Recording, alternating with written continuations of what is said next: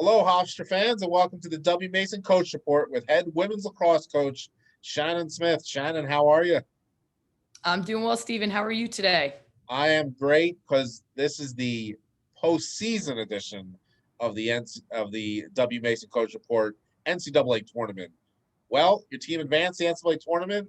Shannon, talk us through Sunday night, the feelings going into the show, and kind of your emotions the moment you heard Hofstra University.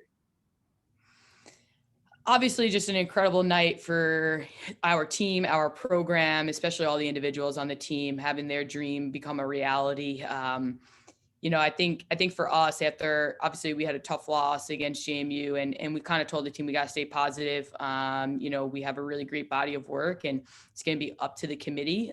We didn't want to give them, what we felt as coaches. I did feel pretty confident about it, but was definitely uneasy about it. Going into it. So to see Hofstra's name announced and for it to come up on the board, underneath Loyola, to be playing against Loyola was just an incredible moment. You could see the excitement on our young ladies' faces, and just incredibly proud of the group. Incredible proud for the season. Definitely not easy just to get to a game this year and let alone make the NCAA tournament.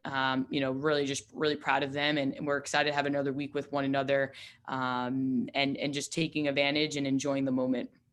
Yeah, you almost got like two reactions because some of the players heard Hofstra said, but it wasn't shown yet, and then you got the full reaction, which kind of I think made for it looked like a subdued reaction. Wouldn't you agree? I do agree. I think we all heard the Hofstra Loyola, but you didn't see Hofstra on the screen pop up right away. So you saw some kids jump up, and then like other kids like grabbing them down because like being like, our name's not up there. I think you heard that wrong. And then when our name was up there, I think it was a mixture of everything, just like the overall excitement, and then I think the shock of it too, right? First time going through for every single player on our team in our locker room. So I think the excitement, this shock of it, and just their reality, their dream becoming a reality.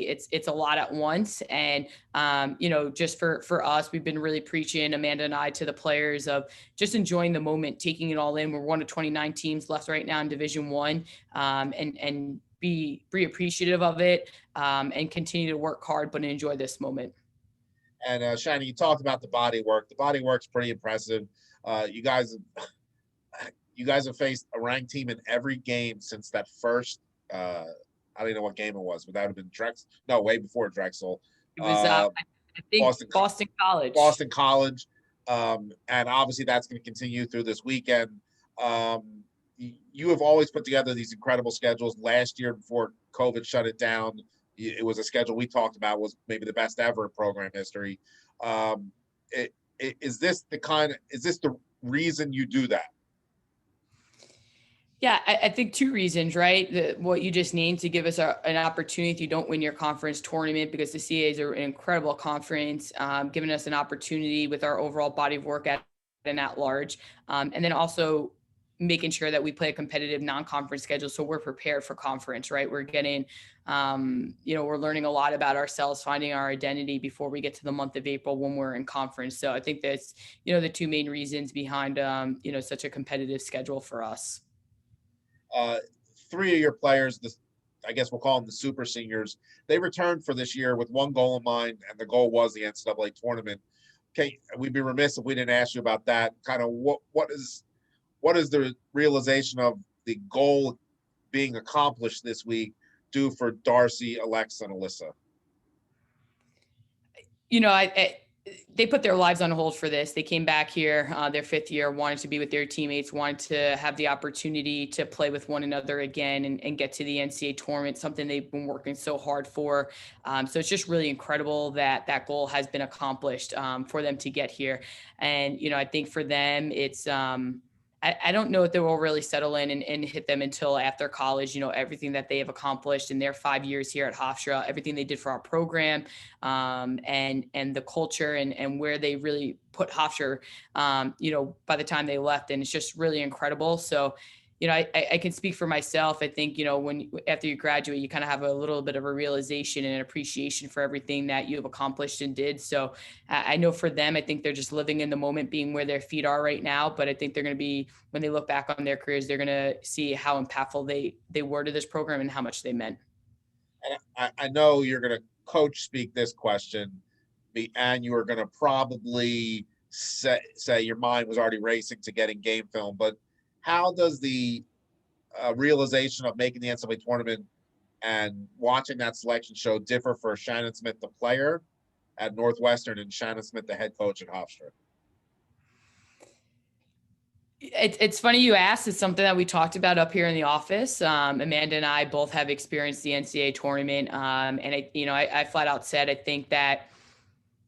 think going through this right now with the young ladies on our team, I think when I was in college, especially in college, you're a little naive to it. And I don't, now being on the other side of it, it's hard to get to the NCAA tournament. It's not something that is easily just happens. And our team had to really work really hard to get where we are. And you just kind of appreciate it. You appreciate it that much more. And I'm really excited that each of them get to experience the NCAA tournament like Amanda and I did in our college careers. It's a dream, it's something that you watch all the time on TV growing up and watching the tournaments. And, for these kids to grow up and seeing that, it's something that we talked about all year, wanting to get to this point. So for us, just really excited. And I think for me, it's just, having that level of appreciation and, being super excited for the kids and realizing how hard it is actually to get to this point and how big it is to get to an NCAA tournament, and the excitement behind it. And Shannon, your opponent on Friday at 3 p.m. will be Loyola. Give us your thoughts, early thoughts on Loyola and the matchup. Loyola is a really good team, very well coached. They're really aggressive on defense. They have a great goalkeeper who, plays a little bit differently than most goalies that we've seen so far this year. They have an incredible attack.